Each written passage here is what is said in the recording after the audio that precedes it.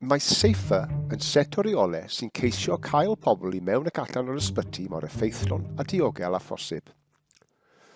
O'r eiliad y daw rhywun yn glaf, mae angen iddo fod yn rhan o'r broses o wneud penderfyniadau a theimlo fel pe bai bob diwrnod yn ddiwrnod gwyrdd neu ddefnyddiol, gan wneud cynnydd tuag at wella a mynd adref. Erbyn hanner dydd, dylid gweld pob claf a gwneud penderfyniadau ynghylch eu cynlluniau triniaeth a rhyddhau. Anelwch at adolygu dyddiadau rhyddhau cleifion bob dydd. Gwnewch yn siŵr bod eich cleifion neu ei gofalwyr a'i teuluoedd yn gallu ateb y 4 cwestiwn hyn. A gwnewch yn siŵr bod eich tîm yn gallu hefyd.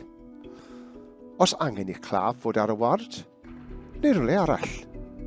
Neu a allan nhw fod yn mynd adref. Mae hyn yn ymwneud â chyfathrebu. Tîmau ward yn siarad ag unedau asesu ynghylch cael y cleifion cywir i'r wardiau arbenigol cywir ar gyfer y gofal cywir. Sicrhau bod y rhai sy'n cael eu rhyddhau yn gadael ar amser.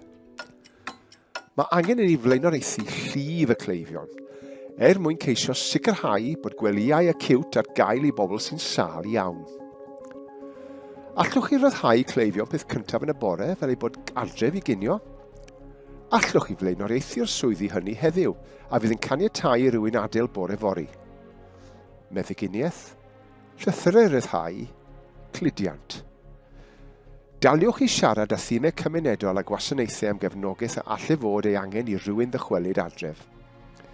Daliwch ati gynllunio ymlaen i'n helpu ni, eich helpu chi i sicrhau bod gwelyau acute ar gael i'r rhai sydd wir eu hangen. Mae angen i gleifion adfer eu hiechyd ynghyd â'i gallu i hunan reoli'n annibynnol. Mae hynny'n ddechrau gyda nhw'n rhan o'i cynllun gofal ac wedi buddsoddi fynd yn ôl adref.